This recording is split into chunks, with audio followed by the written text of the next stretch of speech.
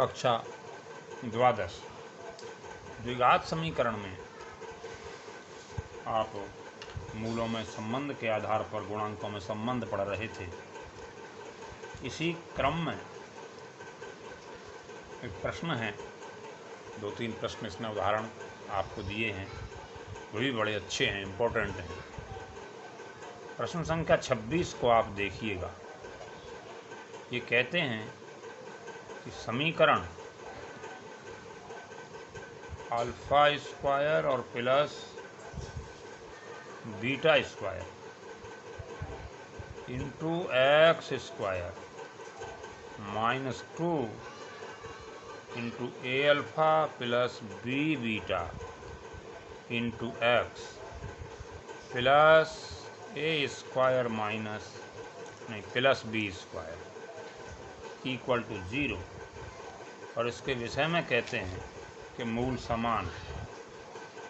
ये कहते हैं कि इस समीकरण के मूल समान हैं। तो सिद्ध कीजिए, क्या सिद्ध करना है? सिद्ध करना है a upon B equal to alpha बटे बीटा। हमारा जो समीकरण है, क्या करेंगे? हमारा समीकरण है alpha square plus beta square into x square minus 2 into ए alpha plus B beta into X और plus A square plus B square equal to 0। अब इतने के मूल समान हैं। तो मूल समान की जो कंडीशन होती है, आपको ध्यान होना चाहिए कि मूल समान है तो बी स्क्वायर बराबर क्या होगा? 4ac। अब यहाँ b का मान कितना है? समीकरण की ax square plus b x plus c equal to 0 से तुलना करेंगे तो b के मायने हुए कितना? -2 और इंटू ए अल्फा प्लस बी बीटा, इस सब का होल स्क्वायर इक्वल टू 4 और ए का मान alpha square plus beta square और सी का मान ए स्क्वायर प्लस बी स्क्वायर। तो ये स्क्वायर खोलेंगे 4 ये हो जाएगा और ये आ जाएगा आपका A square alpha square plus B square beta square और प्लस 2ab अल्फा बीटा और इक्वल टू 4। इधर गुणा कर देंगे इसकी, तो A square alpha square plus B square beta square plus B square alpha square और प्लस ए स्क्वायर और ये बीटा स्क्वायर। 4 से 4 अपना कैंसिल हो जाएगा और यहाँ पर ये कैंसिल होने के बाद बचेगा हमारे पास A square alpha square plus B square beta square plus 2ab alpha beta बराबर A square alpha square plus B square beta square plus B square alpha square और प्लस ए स्क्वायर और ये बीटा स्क्वायर। तो यहाँ से A square alpha square ये cancel हो जाएगा और दूसरा बीटा स्क्वायर बी स्क्वायर ये कैंसिल हो जाएगा। अब इधर ये बचा हमारे पास, इधर ये बचा। यदि हम ऐसा करें कि यहाँ शून्य को ले आऊँ तो ये आ जाएगा बी स्क्वायर अल्फा स्क्वायर और प्लस ए स्क्वायर बीटा स्क्वायर और माइनस का 2ab अल्फा बीटा। या इसे सीधा करके लिख सकते हैं क्या कि B square alpha square plus ए स्क्वायर और beta square minus 2ab alpha beta equal to 0। यहाँ ध्यान देने की ज़रूरत है, ये हमारा बन गया बी अल्फ़ा और माइनस ए बीटा का होल स्क्वायर इक्वल टू 0। अब इसका रूट कर देंगे, वर्गमूल ले लेंगे तो बी अल्फ़ा और minus a beta equal to 0 हो जाएगा और बी अल्फ़ा बराबर ए बीटा हो जाएगा और अल्फ़ा बटे बीटा बराबर आ जाएगा ए अपॉन बी। यही आपको सिद्ध करना था। इसी क्रम में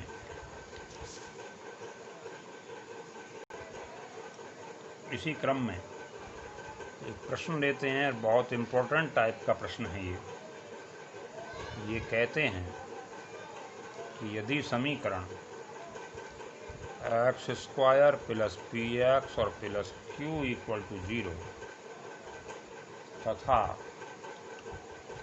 x square plus b x और प्लस सी इक्वल टू 0 का एक मूल उभयनिष्ठ है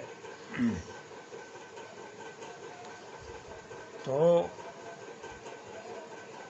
सिद्ध कीजिए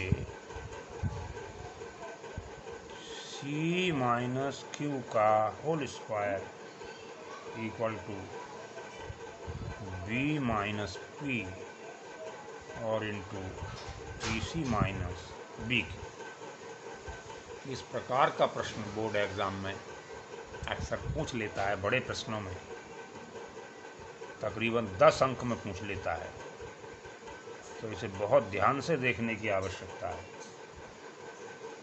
अब समीकरण जो हमारे हैं वो x square plus p x plus q equal to 0 तथा x square plus b x और प्लस सी इक्वल टू 0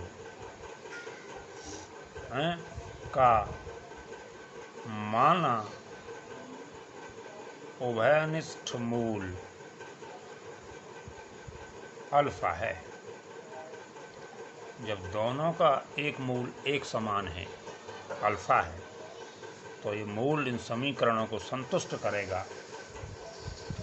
करेगा तो x के स्थान पर अल्फा लिख दिया जाएगा और हमारी समीकरण बन जाएंगी alpha square plus p alpha plus q equal to 0 और दूसरी बन जाएगी अल्फ़ा स्क्वायर और प्लस बी अल्फ़ा और प्लस सी इक्वल टू 0। ये समीकरण 1 और ये बन गई समीकरण 2। अब यहाँ ये ध्यान से देखिए, इस समीकरण को हल करने के लिए हम वज्र गुणन विधि का इस्तेमाल करेंगे। वज्र गुणन विधि ध्यान दीजिए, हाई स्कूल स्तर पर संभवतः आपने पढ़ी होगी। अब यहाँ अल्फ़ा स्क्वायर बटे, बहुत ध्यान से देखने की आवश्यकता है, तो अल्फ़ा स्क्वायर वाले पार्ट को दबा लेंगे और ऊपर से नीचे गुणा करेंगे और फिर नीचे से ऊपर, तो ये आ जाएगा कितना, पहले ऊपर से नीचे ऐसे, ये आ जाएगा पी सी माइनस बी क्यू और फिर अल्फ़ा बटे जब करेंगे तो इस अल्फ़ा वाले पार्ट को दबा लेंगे, बंद कर लेंगे और फिर क्रम बदलेंगे।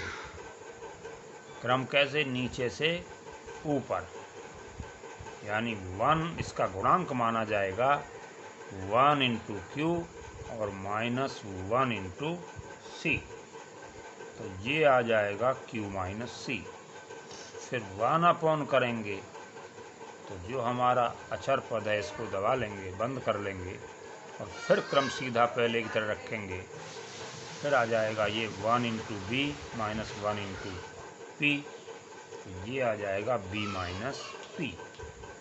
अब ये फर्स्ट और ये सेकंड, चाहें तो लिख सकते हैं फर्स्ट और सेकंड से, क्या अल्फ़ा स्क्वायर और बटे पी सी माइनस बी क्यू बराबर अल्फ़ा बटे क्यू माइनस सी। अल्फ़ा से अल्फ़ा कैंसिल हो जाएगा क्रॉस गुणा करके, और यहाँ से जो बचेगा आपका वो अल्फ़ा बराबर बच जाएगा पी सी और माइनस बी क्यू और बटे में हो जाएगा क्यू माइनस सी। अब दूसरी तरफ सेकंड और थर्ड से, सेकंड और थर्ड से जब करेंगे हम क्रॉस मल्टीप्लाई, तो यहाँ पर अल्फ़ा बराबर क्या आ जाएगा क्यू माइनस सी और अपॉन बी माइनस पी। ये दोनों अल्फ़ा के मान समान हैं, समान हैं तो बराबर रखेंगे। तो पी सी और माइनस बी क्यू और बटे क्यू माइनस सी बराबर हो जाएगा क्यू माइनस सी अपॉन बी माइनस पी।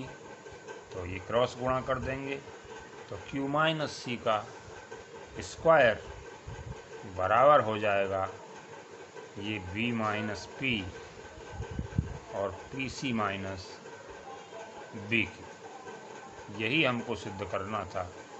इसे बहुत ध्यान से देखेंगे और बहुत ध्यान से इन प्रश्नों को करेंगे। ये बहुत ही इम्पोर्टेंट टाइप का प्रश्न है। इसे बार बार इसका अभ्यास करें। बोर्ड एग्ज़ाम के लिए बहुत इम्पोर्टेंट प्रश्न है।